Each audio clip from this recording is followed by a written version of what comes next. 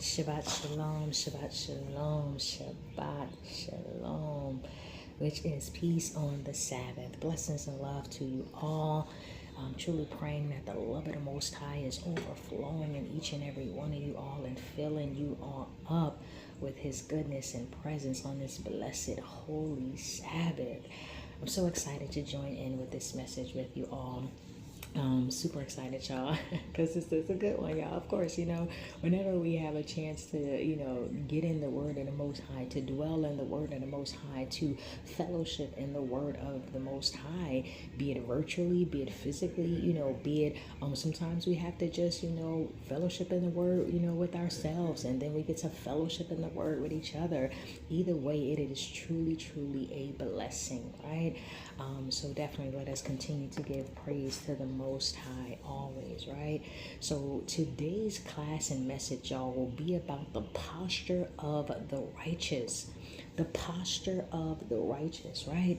Remaining in alignment with the Most High YAH, right? And we're going to be looking at the life of Hamashiach, the Messiah, and many other righteous, our righteous ancestors that walked before us, right? That left the perfect example to actually walk and function and remain in alignment with the Most High, right? That is the posture of the righteous. The posture of the righteous remains in alignment with the Most High.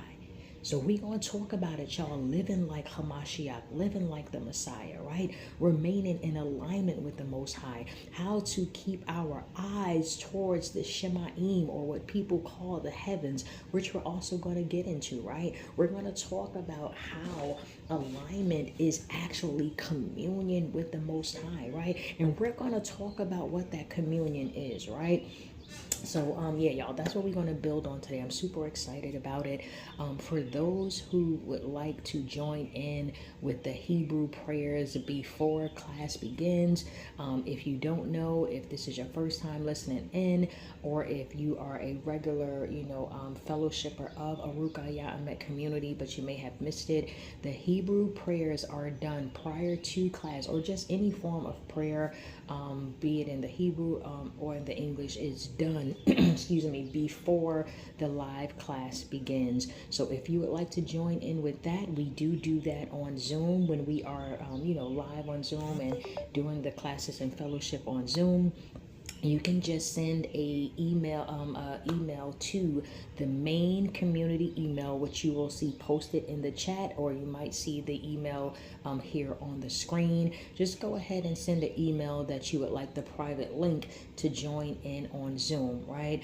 When we are on Zoom and YouTube, then you can stay on even after prayer on Zoom, and we continue to do the class, the service on Zoom and YouTube, right? But right now we are just YouTube live, and this is the chat is open. That is a live open chat. And let's just go ahead and get started, y'all. But yeah, I'm super excited about that. And of course, any questions that you may have, any inquiries that you may have, any free faith-based services that you need, just email the community email. If you want to donate, if you want to volunteer, you can email the community email, again, which will be on the screen, as well as will be posted in the chat throughout this study, right? And again, the chat is always open when we're on YouTube, whether we're on Zoom. The chat is always open during the classes, whether we're doing a full Sabbath, service, or we're just doing a Sabbath class, or even when we do the weekly classes, right? The chats are always open. Just always keep in mind that there is an actual class going on, so we don't want the chat to distract us, but we want the chat to be part of the fellowship, right? So let's go ahead and jump into this, y'all. Again, I send much Sabbath peace and love to you all. And let's go ahead and get started and jump right on in, right? So we were talking about in the beginning of this, living like Hamashiach, the Messiah, right? Remaining in alignment with the Most High as we keep our eyes, towards the Shemaim, as we continue to walk in that inner harmony, if you will, with the Most High, right? That is what the posture of the righteous mean. That is what it means to walk in alignment, again, which is communion, right? To be in communion with the Most High is to walk with that inner peace, is to walk with that inner harmony, but walking with it with Yah. Right, walking with that inner harmony. I'm going to use that word, or inner peace.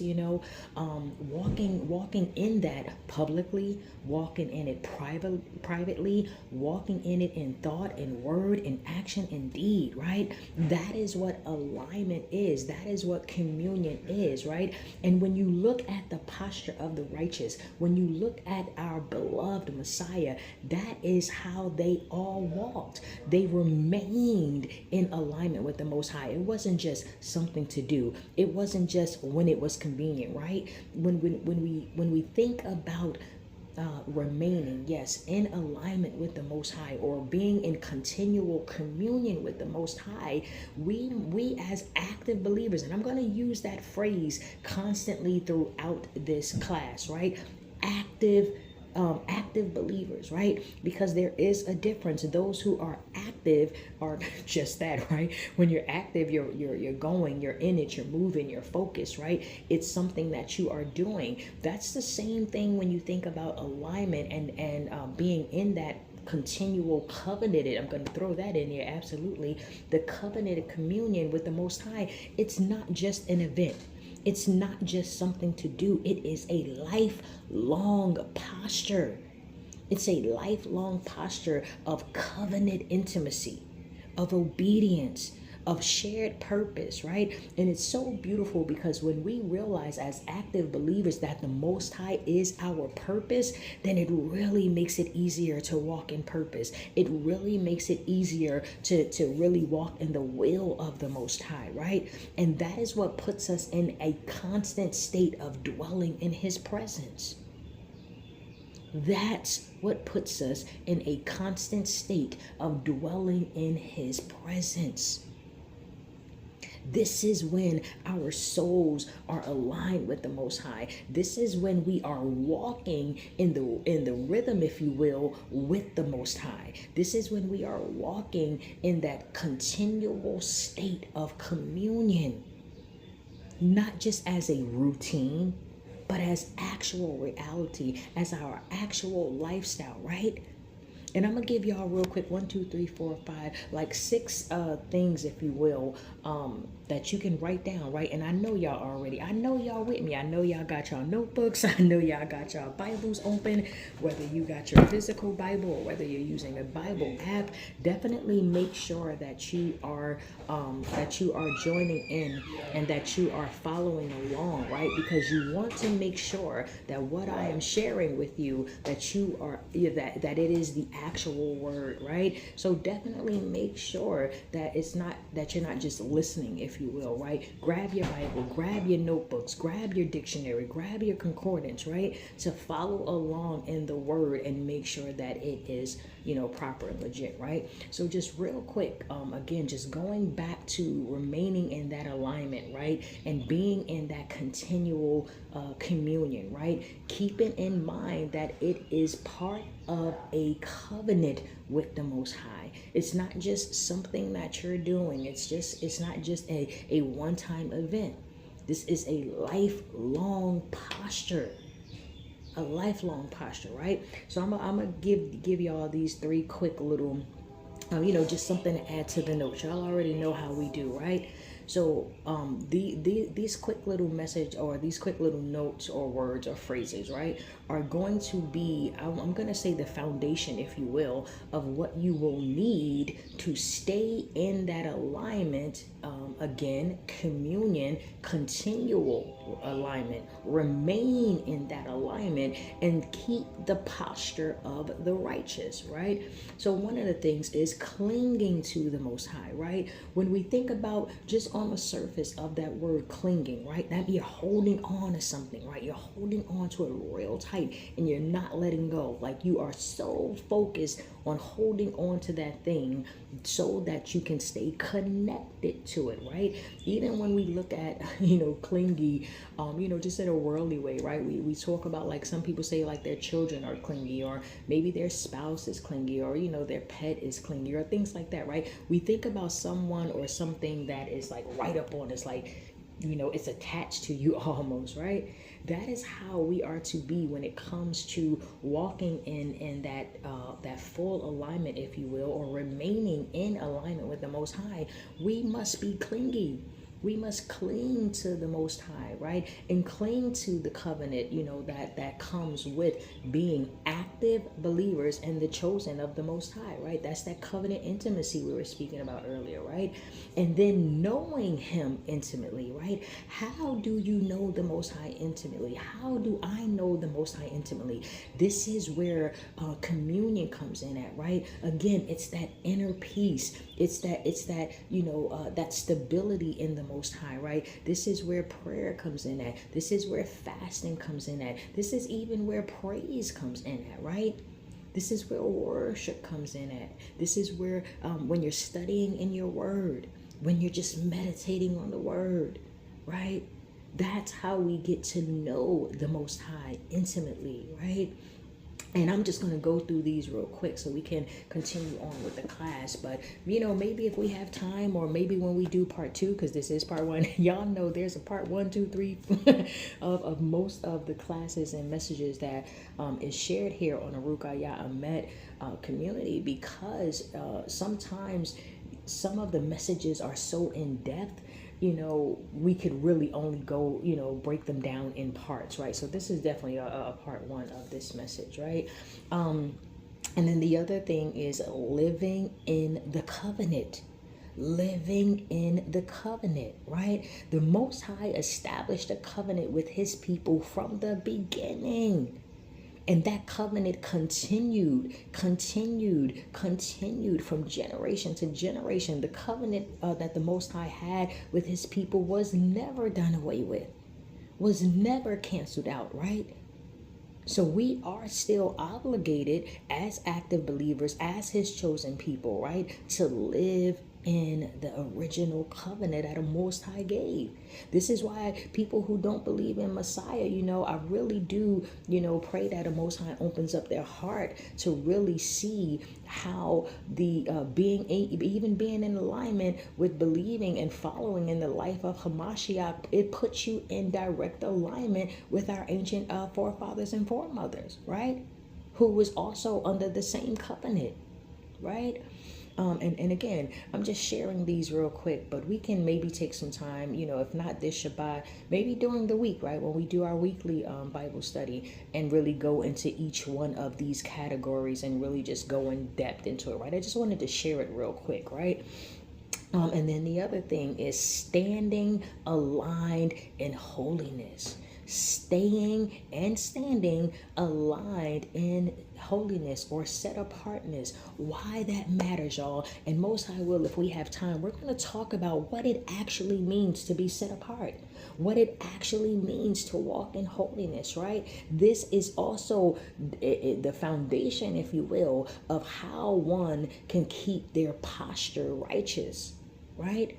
When we look at the posture of the righteous, our forefathers, our foremothers, our righteous family, our righteous ancestors, and we look at how they lived, we look at how they thought, how they functioned, and how they moved in being in covenant with the Most High, in being in alignment with the Most High, in being in communion with the Most High, and having that unwavering trust in the Most High, we can see how they function for the most part, right? Because we get, parts of it, if you will, right? And this is where, again, really clinging to the Most High and knowing Him intimately can actually help you, me, us grow and elevate and grab on to some of that ancient intellect, so that we can get to see or feel, I'll say, get to feel the actual functioning of how our ancestors that were righteous walked in the posture of the righteous and remained in alignment with the Most High. right?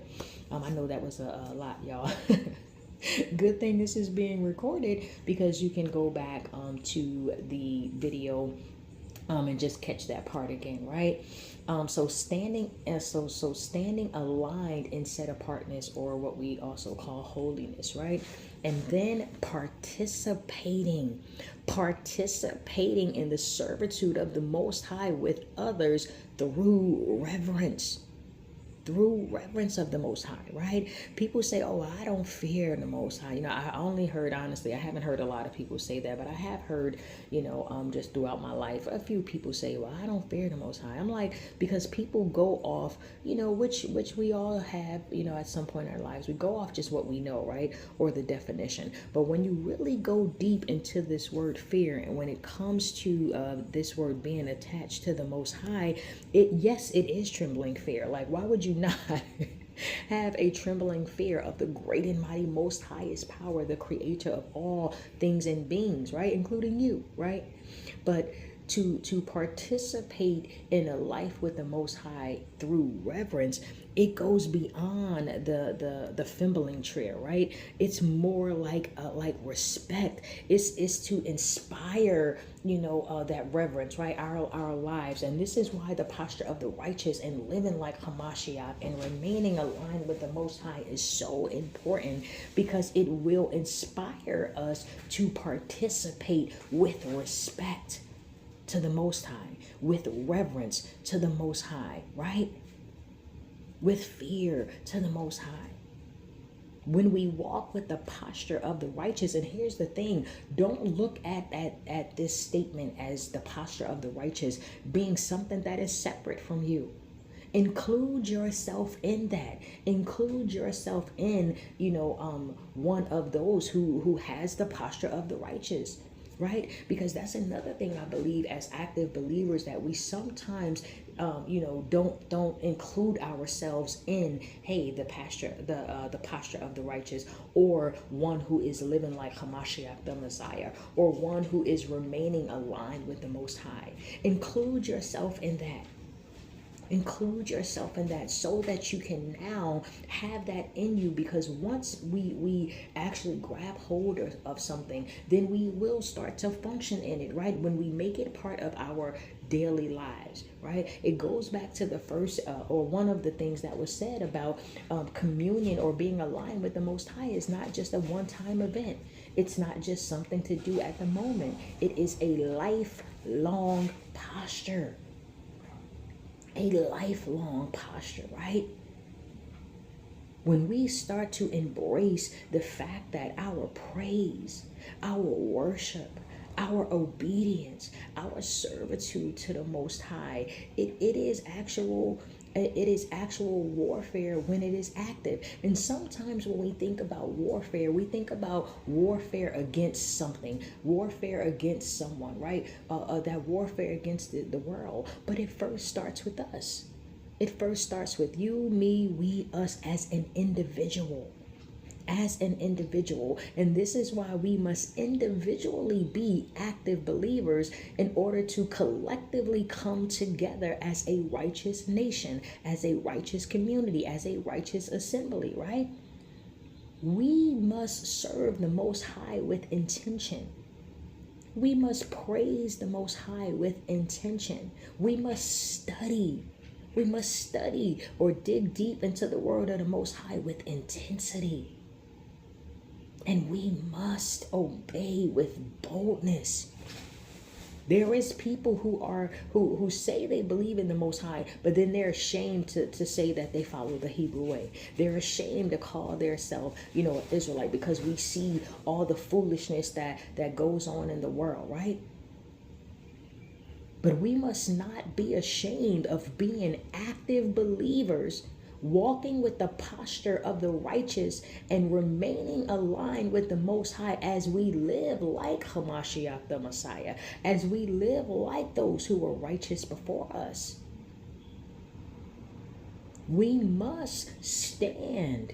And I love that. That's why I love standing aligned with holiness. I love that phrase or statement. It was just some notes that were on my list. But I love that. Standing aligned in holiness. That, you know what, and real quick, this is not even on the list, but this is like this is one of the things that we can see with all those who walked righteous, you know, before us, and who are walking righteous now, right? One of the things that we see is they did not waver. They did not waver through the joy, through the abundance, through the celebrations, through the hardship, through the trials, through the tribulations. They never wavered from the Most High. And again, I'm talking about the righteous that walked before us, that we are blessed to read the documentation and the historical events of their life through what we call the Bible, right? And those who are living righteous now.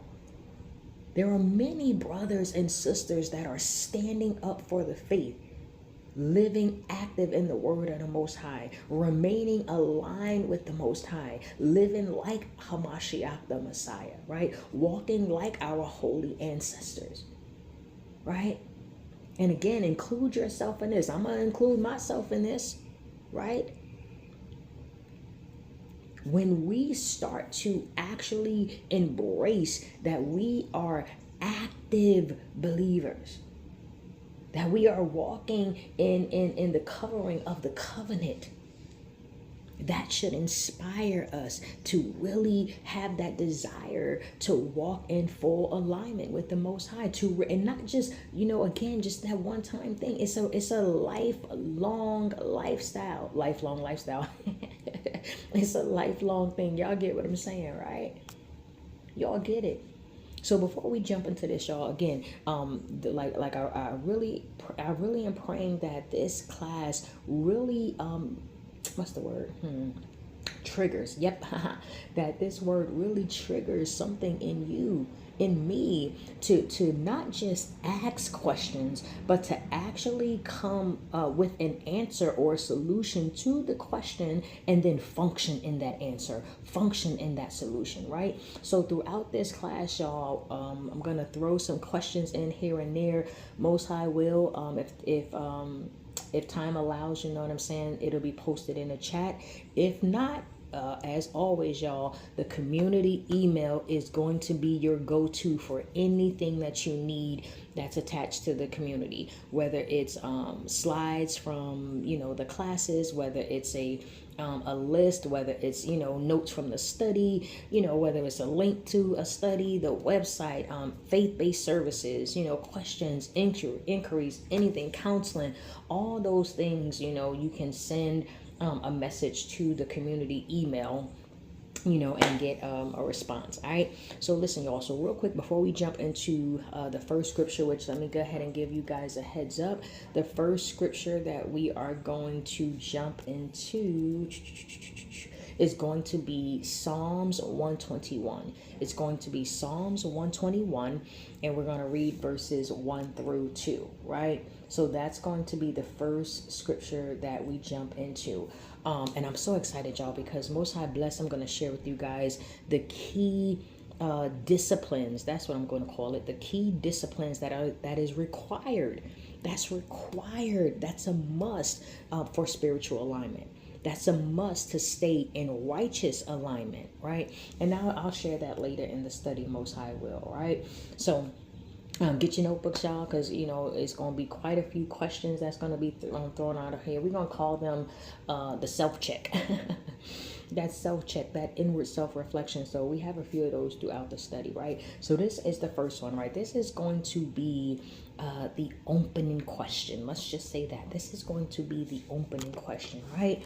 I want y'all to really ponder on this, you know, as much as you can at this moment, right? And this is why it's so important to have a notebook with you, right? So you can write these things down, write down questions, write down bullet points, write down key insights as you listen to the class, as you listen to the message, as you listen to the service, as you listen to the study, right? So that when you go back as you should, as I should, right? So when we go back to re-listen, so that we can get what we may have missed, or just so we can get the fullness of the study in, we'll have our own personal notes, so we can say, oh, this is what I was thinking at this moment, this is the question that I had at this moment, etc. Right? So definitely, y'all, here at Arukah YAH community, that is one of the things that we strongly encourage people to do. Have your notebook, have your scriptures, right? And read along, follow along in that sense of study, right?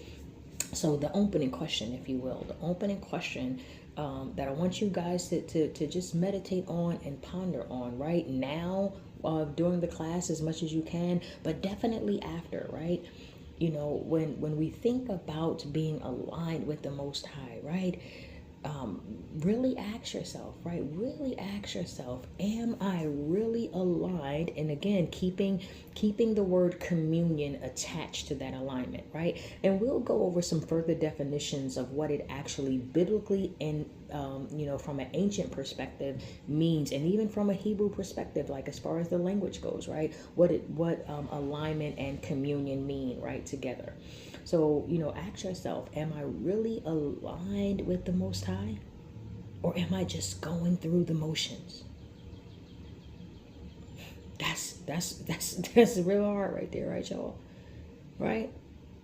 Because if we really stopped to ask ourselves questions, sometimes I think as active believers that we go, right? Because there is much to do, in the faith, right? But sometimes I think we get with certain communities, assemblies, congregations, and we just go with the flow. We just go with, with what everybody else doing. Listen, even in the midst of being in a community, an assembly, a congregation, you, me, we, us, we are still obligated to have an individual relationship with the Most High, right? You, me, we, us, we are still responsible for that relationship. We're responsible whether it grows, we're responsible whether it don't, right? I think some months back, during one of the other classes, right, that there was a statement that was said, right, we're responsible for where our relationship goes or grows when it comes to the Most High, right? So make sure that you are still, studying on your own. Make sure you are still praying and fasting, and getting into the word, if you will, in your own personal time, right? Even if you are a part of an assembly, a congregation, a community, still have your personal time, if you will, with the Most High, right? So, and ooh, y'all, that actually goes back to knowing him intimately. That goes back to knowing him intimately. That's real, y'all, right? So the question, the opening question, okay? Am I really aligned or in continual communion with the Most High? Or am I just going through the motions, right? Ask yourself, do I truly desire to be aligned with the Most High? And if you say yes, right? If I say yes, right? How do we know? How do we know? Are we doing the things that actually would align us or keep us aligned or put us in alignment, again, communion with the Most High? Or are we just appearing like we are? Are we just going through the motions, right? Or do we actually have individual relationships with the Most High? And this is one thing that Arukah YAH community, praise Yah, has stood on for the years that the community has been functioning, and prayerfully will continue to stand on, right? When it comes to, living an active life in the Most High, right? Is this. We have to individually have a deep, solid relationship with the Most High, and we have to individually be righteous in order for us to come together as a righteous people, as a righteous nation, as a righteous community, as a righteous assembly, right? As a righteous congregation, right? We have to be functioning in that space individually. And that is why we can come together and build each other up. That is why we can speak words to each other and build each other up. right? This is why we can, carry each other's burdens, if you will, right? Because we are strengthening ourselves individually in our relationship with the Most High, and that spills over so we have enough to give to each other, right? But I want y'all to write that question down and ask yourself that, question down if you're pondering on it, right? But still make sure you're paying attention so you can get the rest of the message, right? And most I will, it'll be posted in the chat, right? Ask yourself, am I really aligned with the Most High? Or am I just going through the motions? Do I truly desire to be aligned with the Most High? Or am I just going through the motions, right? We must ask the Most High. We must ask YAH to help us break through the noise. And here's the thing, the loudest noise comes from within. The loudest noise comes from within, right? So we must ask the Most High. We must ask the Most High to break through the noise, to help us break through the routine, and to actually speak to our inner man, our inner being, and call us back into alignment with Him. And that's another thing, man. That's another thing. We must realize as active believers that our relationship with the Most High is reciprocal. It's reciprocal. In other words, it's not just one way. It's a two-way relationship, right? When we think about the Messiah, Yeshua, and we think about how we see so many scriptures where it says he kept his eyes lifted up to the Most High, right? We must likewise fix our focus upward, starting from within first. This is how we will remain in a state of alignment. This is how we will remain in a state of righteousness and obedience to the Most High. In order to walk in that righteousness, y'all, we must keep our eyes towards the Shemaim, or what people will call the heavens. But here's the thing, right? This is not just, oh, let me look up into the sky type thing. No. We're talking about starting from the inward. And then it, goes into the outward. And here's the beautiful thing, y'all. Here's the beautiful thing. This means that you're not just simply a believer. You're not just an active person of the faith. You're more than that. I'm more than that. We are living tabernacles, if you will, of the presence of the Most High that lives in us, that allows us to walk and function in the power, in the authority, in that Holy Spirit, that allows us to function in righteousness, that allows us to function in alignment, that allows us to function in the fruits of the Spirit, that allows us to function in His pure wisdom, right? This is why if you're set apart,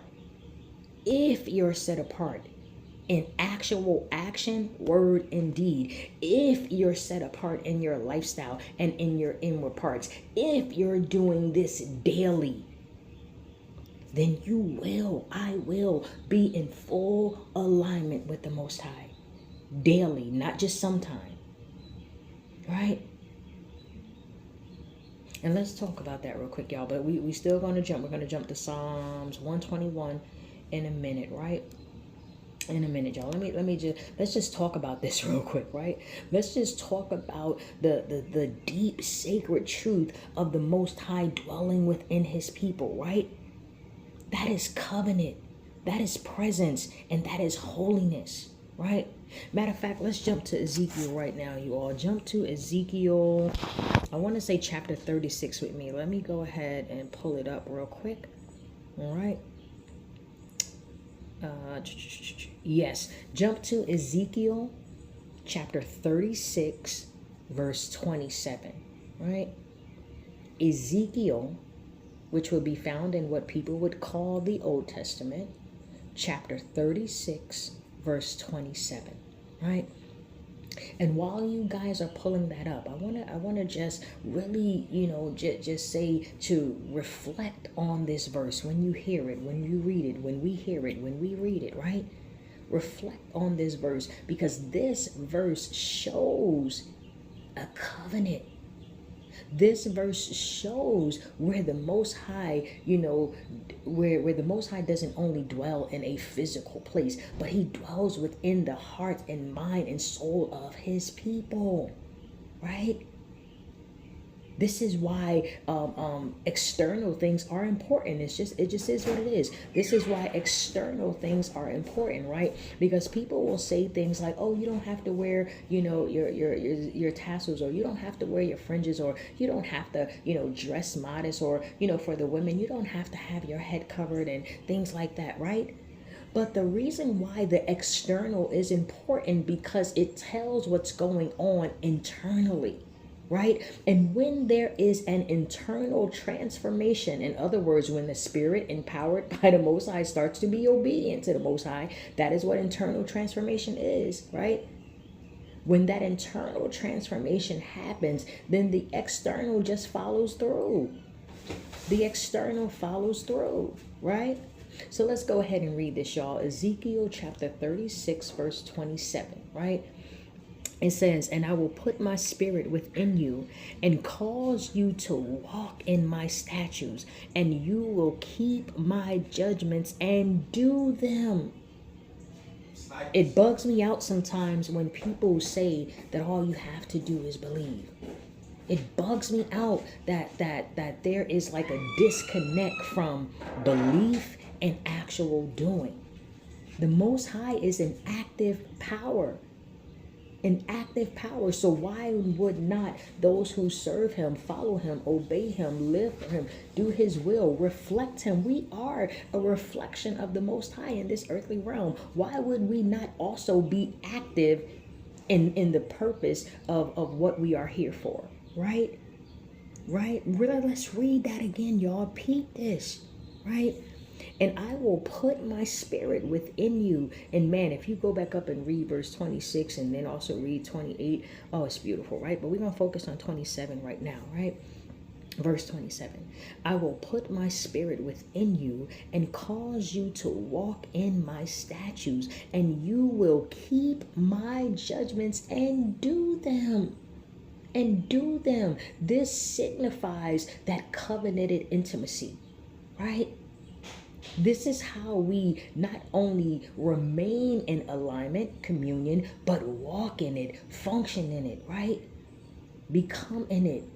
The Most High dwells within us. And this is another reason why our inward parts has to be clean. We can't be looking the part external, but inside you got hate, you got bitterness, you got jealousy. You wronging people, you talking about people, or you doing unclean things, you're fornicating, you're drugging, you're drinking, whatever. Right? We can't have an external look of obedience, but our internal is still unclean, right?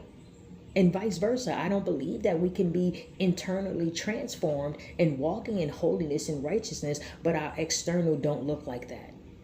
No, you need both, and they have to be aligned with each other. And this is what puts us in alignment with the Most High, right?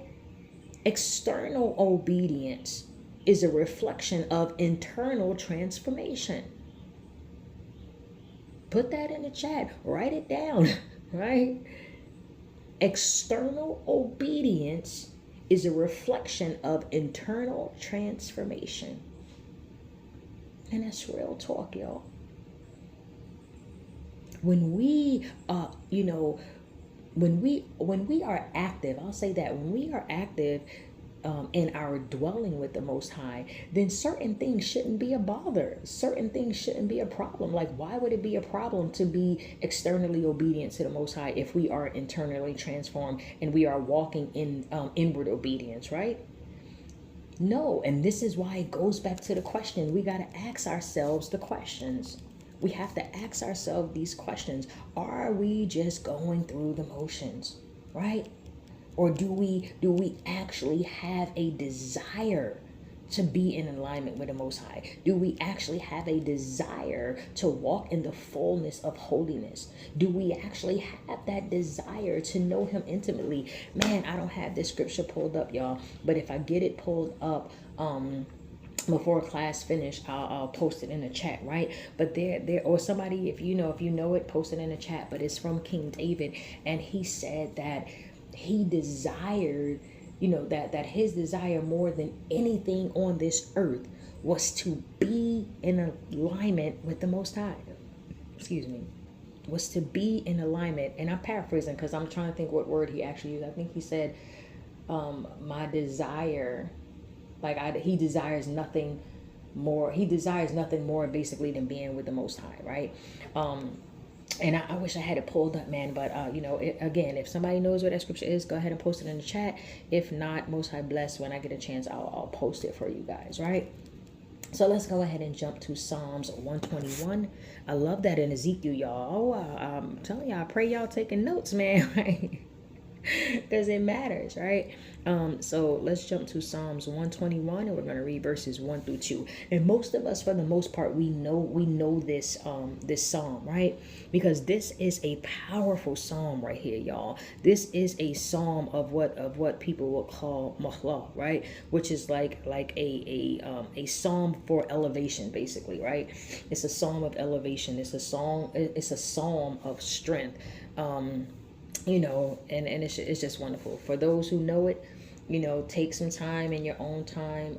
For those who know it, yes, I'll say that. Take some time and go reread it, right? And reread it with the mind space of alignment. Reread it with the mind space of being in constant communion with the Most High. And for those who may have never read it, go read it, right? And just read it to connect to it, right? Because sometimes I think we automatically go into reading the word and we're ready to study and break it down. Sometimes you gotta just read the word and let it get in you, right? So definitely, y'all, I encourage everyone to read this in its entirety, whether you've read it 5-10 times before, whether you've never read it, but read it and just get into it, connect to the word. So let's go ahead and jump to verses 1 through 2. We're going to read verses 1 through 2 of Psalms 121, right? And while you guys are pulling that up, because I know you are, right, I want to just talk about the inward gaze, or the upward gaze, if you will, right? The inward gaze, right? That those who were righteous have in them, had in them, right? This is why I love, learning about the Messiah, right? And listen, y'all, boy, listen, the Messiah is all through what people call the Old Testament, all through it, right? I learned about the Messiah more through what people call the Old Testament, right? And he's in all about, and his life is all about, or all in the New Testament as well, right? Or what people call the New Testament. Anywho, we're not going to get into the semantics of it. But point being is you need the whole Bible, from the Old Testament, including the Apocrypha, to the New Testament, right? And even to what people would call extra books, right? But they are part of, biblical teachings, right? And to get the fullness, of the word, to really enhance and elevate in that righteous and spiritual connection, right, with the Most High, right? This is why, knowing the Most High intimately, you will know what lines up with his standards, with his morals, with his values, with his laws, with his statutes, with his commandments, right? When you are actively in the word, you'll know. So if you hear something or read something that's contrary to the standards or the morals or the values or the laws, statutes, and commands, or the code of holiness that was, given to us from the Most High, and if you hear or read something that's contrary to that, you will know, because your spirit, your soul will bear witness. But in order to get to that level, you would have to stay in constant communion with the Most High. You would have to actually, be walking in the function and the fullness of an active communion, or of active communion. And I'm not talking about, I'm talking about communion as in communicating, right? And that applies to you, me, we, us. That applies to us all across the four corners of this earth, right? To the Hebrew and to the Gentile. It applies to us all those who choose the Most High, right? You, me, we, us. We have to actually choose the Most High, right? in order to get it. So interesting because people want the benefits. Everybody wants the benefits of the chosen, right? But nobody wants the responsibility of it. So don't be that person. I don't want to be that person, right? If we are saying that the Most High is our power, and we are actively choosing to walk in the law, statutes, and commands, to walk in the fullness of a true obedient servant of the Most High, right? Then embrace all that comes with it, right? Embrace the responsibility of that, right? So let's go ahead and look at this. We're jumping to Psalms 121, and we're going to just read verses 1 through 2 real quick, right? Right? But again, I encourage you to read the full chapter, right? And again, if you have any questions, you want to go deeper in the word, notes from the study, slides from any class, any faith-based services, counseling, prayer, immersions or baptisms, needed, any faith-based services, y'all, just definitely send a email to the Arukah YAH community main community email, which will be on the screen as well as posted in the chat, right? And you can always go to the main website, and at the bottom of each page on the website there is a form that you can fill out that comes directly to the email as well. Okay, private email, right? It's not a public email, it's private amongst the Arukah YAH community.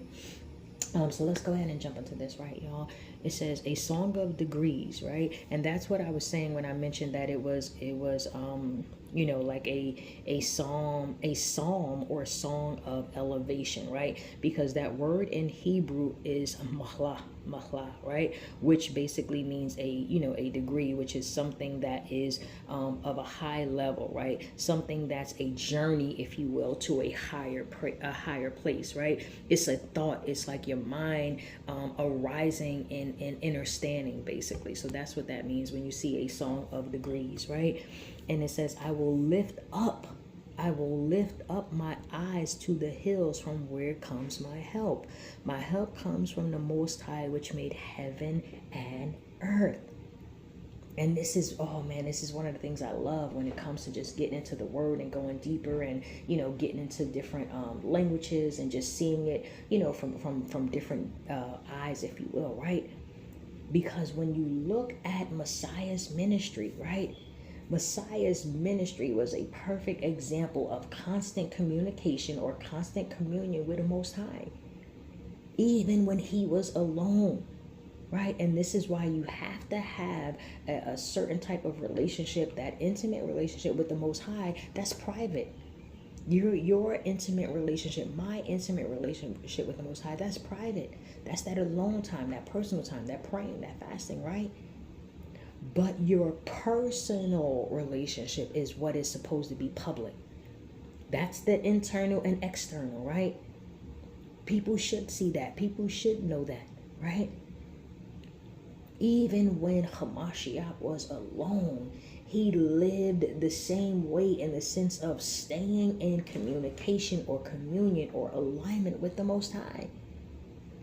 I believe it's in Yehochanan or John chapter 17, where it says that, it's another example of Messiah lifting up his eyes towards the heavens, right? The words that Messiah, Hamashiach, spoke, I believe it's again in Yehochanan, I'm going to say chapter 17, verse 1, where he talks about that, right? But let's continue to look at the Messiah's ministry, right? It was not powered by public approval. It was not powered by public approval or emotional impulses, but it was powered by the constant communication that he had with the Most High. And this is what we need as believers. We need to have an intimate heart posture. We need to keep our eyes fixed on the Most High. We need to not worry about the things of this world, if you will, but keep our eyes and focus on the Most High. And I'm talking about from within first. We must have dependency on the Most High. And that is one of the things that shows not just the power of Messiah, not just the authority of the Messiah, but also shows that the Messiah had a dependency on the Most High. The Messiah stayed in communication with the Most High. Why? For strength, for guidance, for instruction, for directions. That's what surrendering to the will of the Most High is. That is what surrendering to the Most High is. So many of us say that we believe in the Most High. So many of us say that a Most High is our help. But can you, me, we, us actually say that we trust him? So many of us say that we believe in the Messiah as his only unique son. So many people get that twisted when they say, oh, the Most High had, many sons and many children. Yes, he did. We are all his children, right? But a Messiah was his unique son. In other words, different than the others. Different than the others because there was a specific reason, call, and purpose that the Most High had to use him in a different way. Right? So for those of us who believe in the Messiah, praise Yah, right? For those of us who believe in the Messiah as the Most High's only unique son, for those of us who say we are, taking on the blueprint, if you will, or the example or the lifestyle of the Messiah, right? But our eyes stayed on people. But our eyes stayed on money, on status, on fear, right? Talking about worldly fear. But we say Yahweh is our help, or the Most High Yah is our help. We say the Most High is our trust. We say we believe in the Most High. We say we his people. But our eyes stay on the world. But our eyes stay on people, money, status, right? The Messiah's eyes were never on man. Even when you look at those who also walked in that holy righteousness, and when you look also at those who walked in the posture of the righteousness, their eyes were never on man. We could talk about Noah, and Most High bless, if we have time, we're going to talk about Daniel. We're going to talk about Judith, right? Whose eyes stayed on the Most High, who stayed in constant communion with the Most High. Communication, alignment, right? When we look at a heart posture and we look at it as active believers, that there's an intimate side of us that needs to be connected to the Most High. That is how we start to function in holiness. That is how we start to function in righteousness, right? When we keep our eyes on people, on money, on status, on jobs, on the world, on the trends, we miss what the Most High may be directing us or guiding us or instructing us to do. Many don't actually look at the life of the Messiah and how he actually lived, how he was dependent on the Most High, how he did have that intimate and personal relationship with the Most High. Because people just look at the surface, or what they're taught or told. So many of us have done that. But this is why we need to have an intimate, personal, intimate and active relationship with the Most High that will activate our personal relationship, right? We have to individually seek the Most High. We are responsible for that relationship. The Messiah's eyes was never on man. He looked to the Most High for his strength. He looked to the Most High for instructions. He looked to the Most High for his timing and his will. And all the righteous, that we can read about in the scriptures has always done that. Has always done that. Let's go back to this Psalms 121. Going back to verse 1 and reading verse 2, right? I will lift up my eyes to the hills, from where comes my help. My help comes from the Most High, which made heaven and earth. So it's so interesting when people say, oh, they're looking up to the heavens, to see. The Most High is beyond that. If he created it, then he obviously is beyond it, if you will, right? This is why we have to be careful of the words that we speak, because you, me, we, us are going to be held accountable for those words. So if I am saying, if you are saying, if we are saying that the Most High is our help, we are saying that we trust in the Most High, we are saying that we are active believers and we are the chosen, but our lives are opposite or contrary of that. The external obedience is a reflection of the internal transformation. Write that down. Write it down, put it on a sticky, put it somewhere where you can constantly see it. So you, me, us can be reminded of our responsibility to the Holy Covenant. Right? Let us do a quick self-reflection, y'all. Inward reflection. I told y'all we're going to have a few of these throughout the study, right? Then I'm going to try to speed it up because I don't want this to be, too long, y'all. But y'all also know that I do not rush through a message or a class, right? Well, I stop when I personally believe that the inward, that the inward spirit, that the Most High allows the Ruach HaKodesh, which is the Holy Spirit, to speak to my spirit, my soul, and that is when I stop.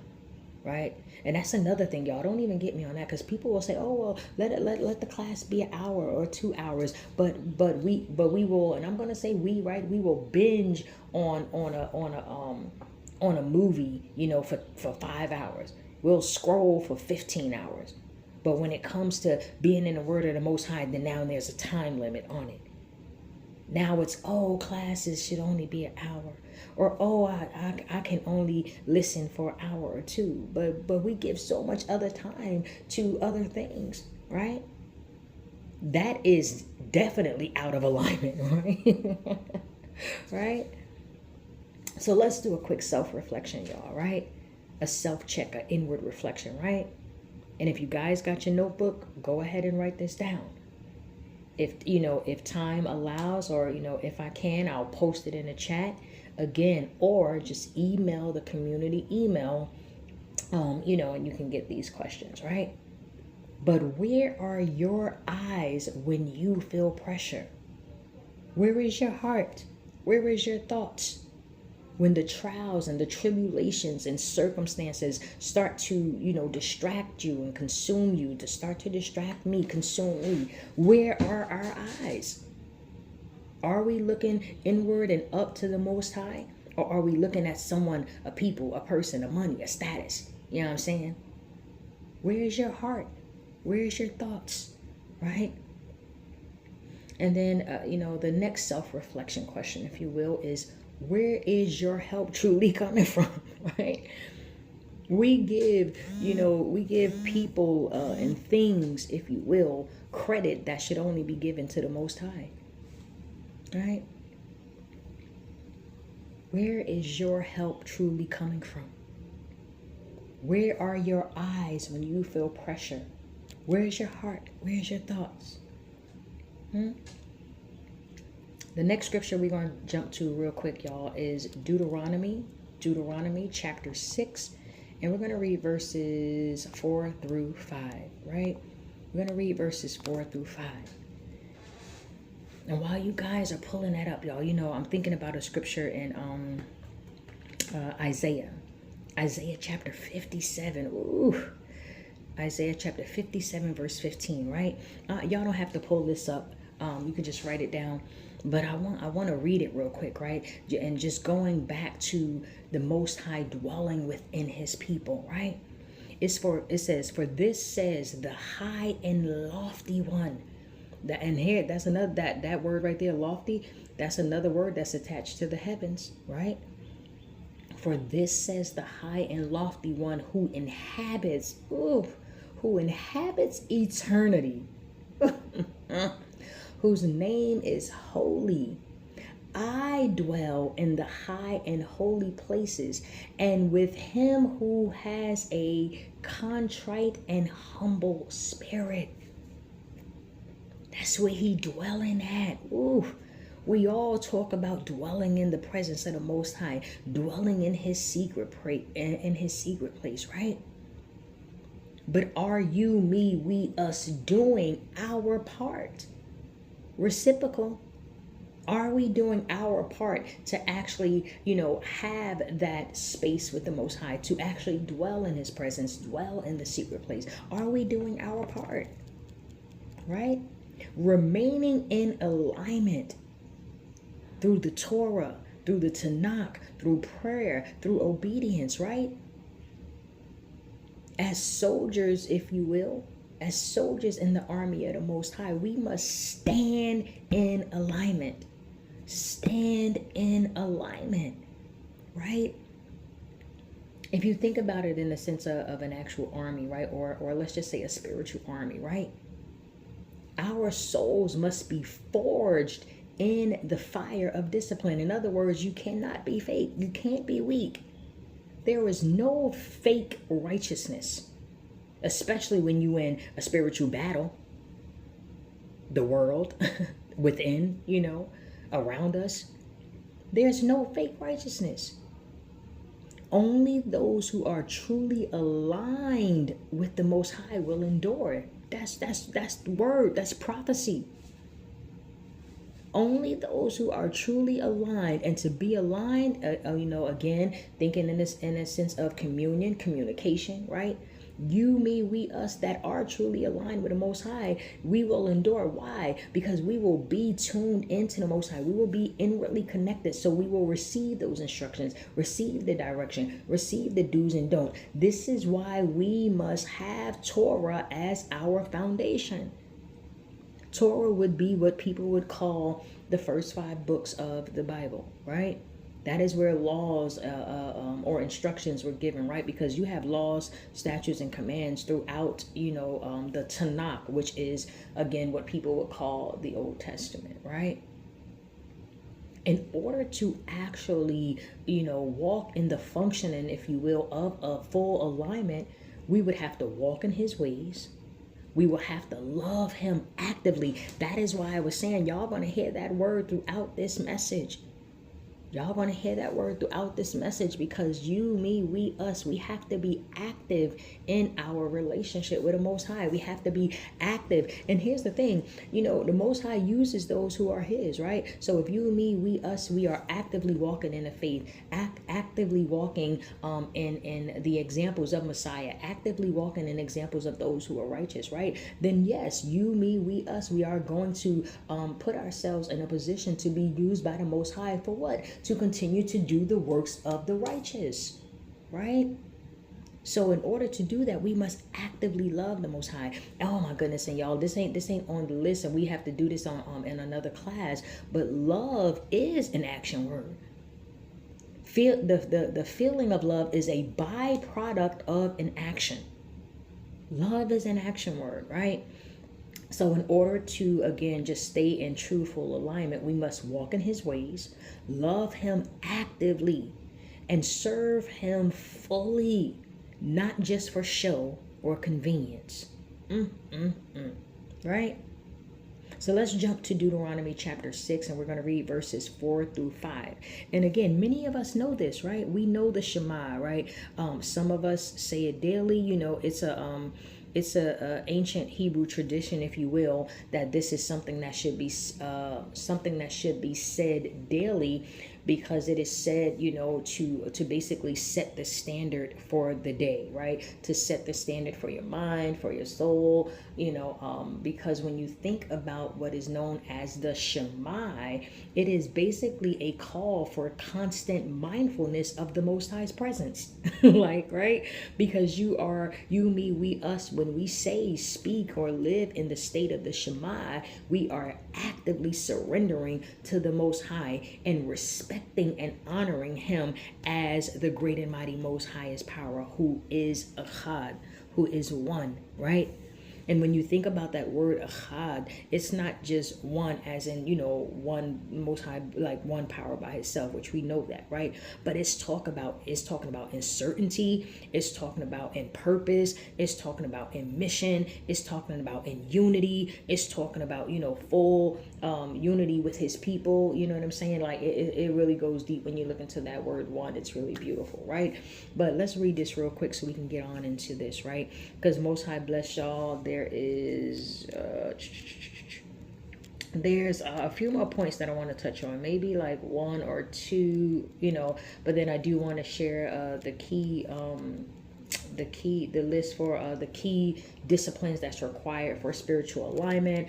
And Most High will, I want to share a challenge with you all, right? For those who are ready to actually go to that next level of walking and living as Hamashiach and having the posture of the righteous and remaining in full alignment with the Most High. Got a little challenge for y'all, right? But we'll get to that. Most High bless, we'll get to it, y'all. I'm gonna try to keep this at, again, about an hour and a half. If it goes over, then hey, who is for is for. Like, it's just that, right?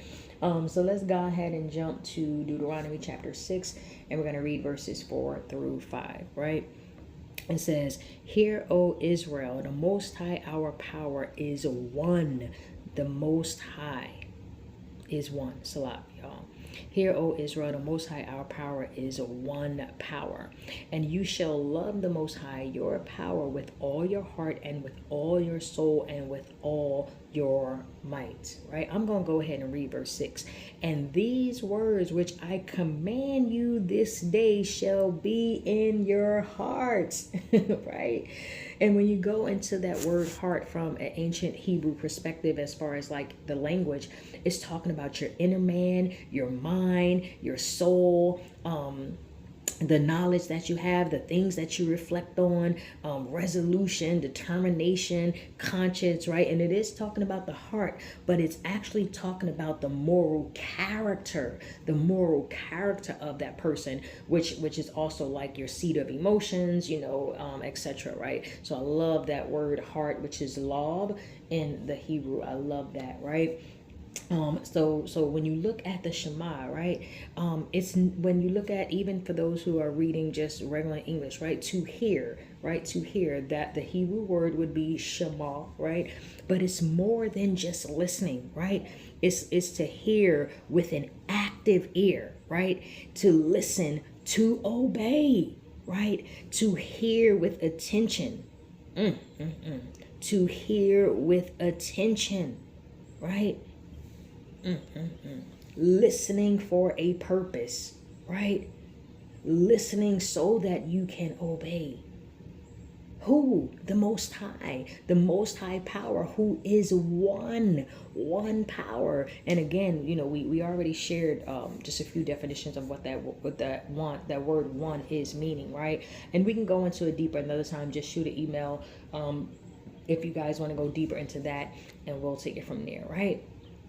But the Shema is a call for constant mindfulness of the Most High's presence. And if you, me, we, us are calling on the Most High to be in a constant space with Him, that is what alignment is. That is what communication is, right? When we look at the fact that prayer, it shouldn't be an optional thing. Oh, I'm going to pray today. Oh, I feel like praying now, right? No. Prayer should be a lifestyle, a lifeline, because that is also, again, communication with the Most High, communing with the Most High. When we look at the life of Messiah, which is so amazing, he stayed in prayer. The Messiah prayed often. This is also another example of being aligned with the Most High through prayer. This was part of Messiah's power and authority because he stayed in alignment with the Most High. He stayed in communion with the Most High. He looked to the Most High for strength and instruction. So when we are walking in the path of the Messiah, when we are walking with the mind of Messiah, we will do the things that Messiah did. That's why people who say they believe in the Messiah must really actually believe in him with actions. When we say that the Most High is our help, and when we say we trust in him, we must look to him for that. We have to get our eyes off of people, off of money, off of status, off of fear. Not saying, no, don't be down with nobody. Not saying, no, don't get no money. No, not saying that. Saying that those things can't be over my relationship with the Most High. Right? We must serve him fully, not just for show or convenience. We must serve him fully to be in alignment and in communication with him daily. so that we can love him actively, so that we can walk in his ways, right? Let's jump to a quick self-reflection, y'all. And here's a quick scripture you guys can write down. Ecclesiasticus in the Apocrypha, also known as Sirach. This is in the Apocrypha, which was originally part of what people will call the Old Testament. Listen, y'all. Y'all probably hear this so much in the classes or services. Read the full chapter of chapter 2. Read that full chapter, right? Before this study, verses 1 through 6, right? Because it's showing that trials are inevitable. Trials are inevitable, y'all, but obedience preserves us. But communication daily with the Most High preserves us. In the first couple of verses of that chapter, it says, my son, my daughter, my people, if you come to serve me, prepare your soul for temptation. Right? And then it goes on down towards like verses 5 through 6. It says, cleave unto him. We talked about that earlier, that clinging, right? And depart not away, so that you may be increased, so you may be strengthened, so you may be powered in your last end. Right? And it could be the end of your life. It could be the end of that trial, right? Because again, trials are inevitable, but obedience preserves us. But communication daily, consistently with the Most High preserves us. We must cleave to the Most High and hold firm in the formation. Oh yeah, that's a military term, right? Hold in formation under fire. That means no matter what, you ain't breaking the formation. You ain't breaking the code. You ain't breaking the covenant, right? Because fiery darts is coming at you, because circumstances, a situation, or people, or gossip, or slander, or whatever, because all these things are coming at you. Don't break formation. Hold formation, right? Which means hold firm in the Most High. Stand firm in belief in who your power is, who my power is. It goes back to living actively in the Most High, knowing him intimately, right? Man, y'all. It's so much that we can just chew on, if you will, right? But we have also got to be able to digest these words, the message, the information that we're taking in, so that we can actively move and function in it by walking in holiness, right? Let's do a quick self-reflection or self-check, and then we'll jump to the next thing, right? Because this is this might be, okay, one or two more things on the list, if you will. I don't know, maybe three. We'll see, right? So let's get this self-check or self-reflection, if you will, question, right? Am I treating obedience as a suggestion? Am I treating obedience as a suggestion or as a command? Right? Do I trust the Most High's laws enough to build my life around them? That probably should have been the first self-reflection question, right? Do I trust the Most High laws enough to build my life around them? Right? Definitely, y'all. Most High will. I'm going to get one of the admins or co-admins to put all these questions in on a little list, and share them with whoever emails us, or maybe share it on a site or something like that, because we need all these questions just together so we can see them all at the same time and individually go through them and ponder and meditate on them, right? For that self-reflection, for that inward reflection, for that self-check, okay? Am I treating obedience as a suggestion or as a command? Do I trust the Most High laws enough to build my life around them? That's hard. And the closing question, y'all, oh my goodness, the closing self-reflection, oh my goodness, y'all, we gonna all just drop the mic on that one. Most High bless, we'll get to it, right? So let's jump to this next point, right? Living kadosh, or living set apart, living holy, right? Becoming set apart in real life, right? Because people talk it, right? People show it, right? But are we actually living in real life, in real time, in the laws of the Most High, and functioning in that holiness, right? The call to be set apart, or the call to be holy, is powerful in a compromised world. Y'all get that? There is a special calling on each and every one of our lives that has been called to live set apart in a compromised world.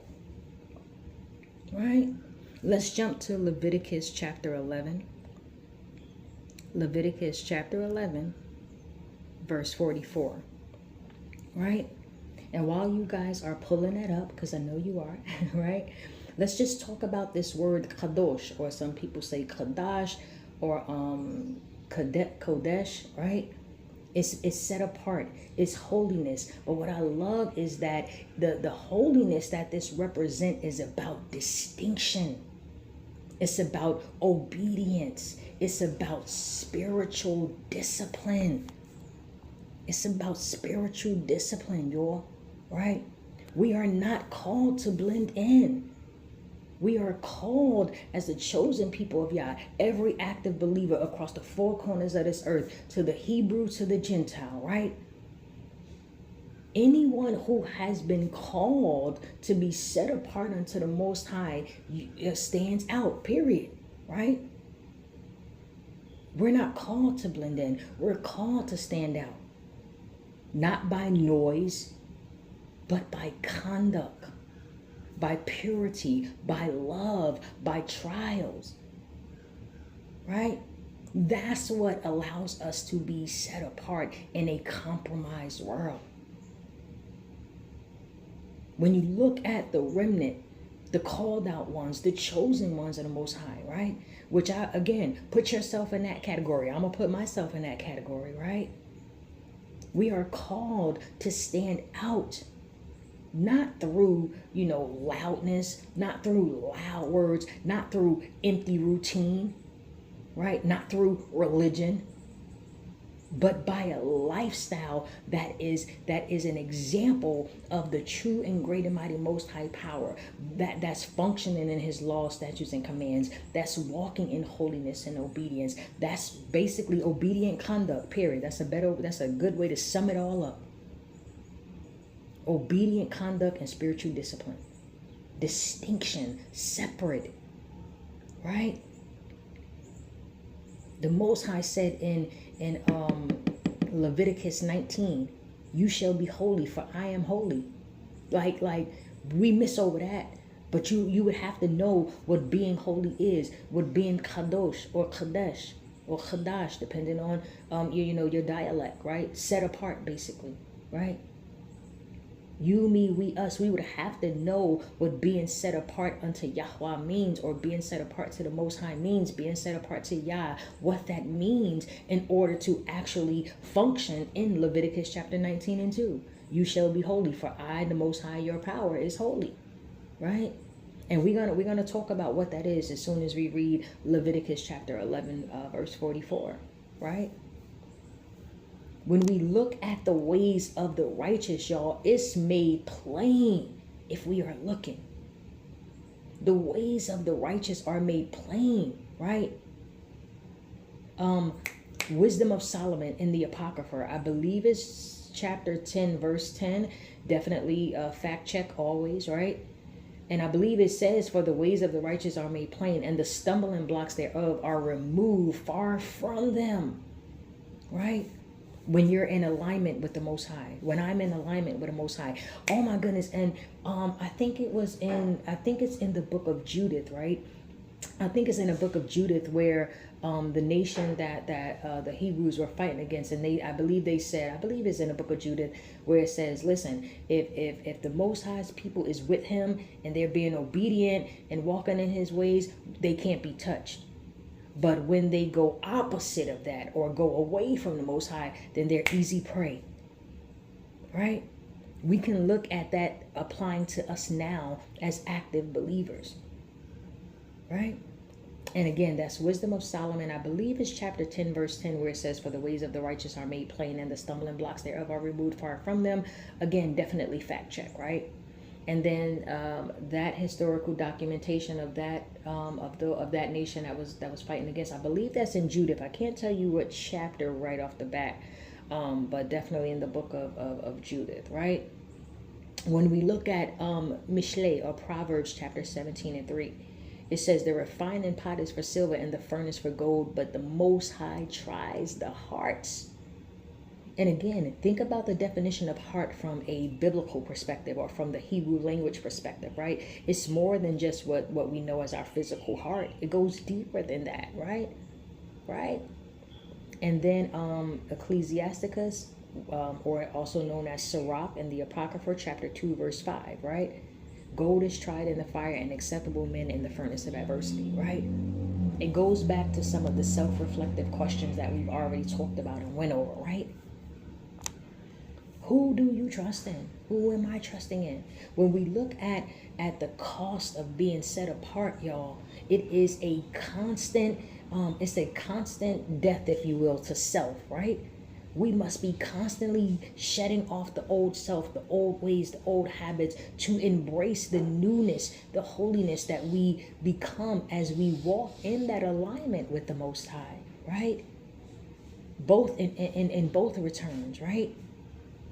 When we can walk in that unshakable peace and that divine favor, it actually activates abundance and peace and healing in our lives, because we are now staying in the presence of the Most High through an active reciprocal relationship, right? So let's go ahead and jump back to Leviticus chapter 11, verse 44, right? And again, we're talking about, the call to be set apart in a compromised world, right? How we can actually function and be set apart in real life, y'all. In real time, right?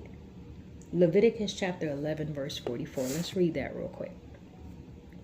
It says, for I am the Most High, your power. You shall therefore sanctify yourselves. That means clean and purify yourselves, right? And you shall be holy, for I am holy. Neither shall you defile yourselves, right? And when we think about defilement, the Hebrew word here is tameh, right? Which is like to be unclean, right? But we would have to think about what that actually means, right? We're talking about being impure and like fornication, defiling yourself with idolatry, things like that. You know what I'm saying? Those are some of the things. It's basically a contamination. When you look at what being unclean is, in a sense of morals, it basically is like contamination morally, right? So it's a moral defilement, right? And so let's continue on. For I am the Most High, your power. You shall therefore sanctify yourselves, and you shall be holy, for I am holy. Neither shall you defile or contaminate yourself with any manner of creeping thing that creeps upon the earth. Now, I love this, right? Because we know that the whole entirety of of Leviticus chapter 11 is talking about things that we can eat and not eat, right? So if even the very thought of eating something unclean can make you can defile you or not make you holy, how much more so the spiritual things that we eat, right? That's why I went there, right? Because it's talking about the physical things, but you can also see how it's talking about the spiritual things if you go back to the top part of this verse, right? Because sanctifying yourself, that's a spiritual act, right? Because again, it's going back to the internal transformation that shows on the external. This verse is a perfect example of both of those. Of external obedience and internal transformation, right? We are not called to blend in. We are called to stand out, right? And we are called to be set apart in a compromised world. This is why scriptures tell us not to be conformed by the ways of the world, because we are to be conformed by the law and by holiness, just like the Messiah. just like Father Abraham, just like Sarah, just like Judith, just like Daniel, just like Hannah, just like Noah. So many. We can just go on. We can just name names until the end of the class, right? And again, include yourself in that. I'm going to include myself in that. Because for us to walk with the posture of the righteous, we would have to have examples of those who were righteous. Right? So let's talk about this real quick, right, y'all? Again, we got that one right there, Leviticus chapter 11:44. Also Leviticus 19, I believe, chapter 2, on being kadosh, or set apart, right? What does that mean, right? Saying no when the crowd says yes, right? That's, again, going with the ways of the world, compromising for the world. No. You keep Shabbat. Don't break Shabbat just because somebody wants you to do something. You know that the Most High gave laws about certain things which we're reading now that we should eat, right? Don't compromise just to be down, just to be cool, just to go with the trend. No. Say no when the crowd says yes, because you fear the Most High more than man. Again, I'm just going to read through a quick little list, y'all, on how you can be holy and set apart in a compromised world, right? And then we'll jump to the last things, because I want to start to wrap this up. All right? So saying no when a crowd says yes, because you fear the Most High more than man. Praying in secret when others choose to sleep. Staying in a constant state of prayer puts you in direct alignment, communication with the Most High continually. That goes back to that holding formation, right? Holding formation. This is a perfect example of living like the Messiah. Perfect example of remaining in alignment with the Most High. Perfect example of the posture of the righteous. Praying in secret when others choose to sleep, because intimacy with the Most High is your strength, is my strength, is our strength. Look at the life of the Messiah. This was part of his power, because he stayed in communication, alignment with the Most High daily, not just once a day, twice a day, throughout the day. Praying in secret when others choose to sleep, because intimacy with the Most High is your strength, right? Forgiving when others hold grudges. Forgiving when others hold grudges. Let it go, right? And respectfully, and I say this with all love, let them go too. Because if a person want to constantly hold up a grudge upon your head, then that is somebody you don't need in your space. All the different spaces and compartments of our mind, of our body, of our soul, we need those spaces for holy things, for the Spirit of the Most High, for the Holy Spirit, for goodness, for righteousness, for purity, for abundance, for healing, for health, etc. Right?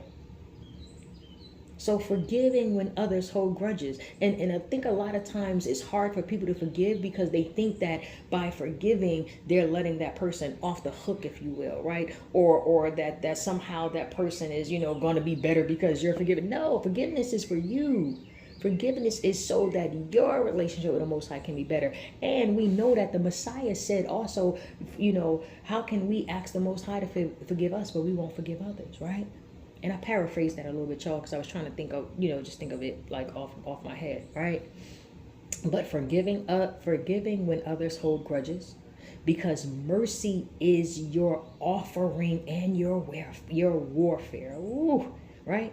And again, y'all, I'm just going through a few points off of a list about how you, me, we, us can be holy in real life and remain set apart in a compromised world, right?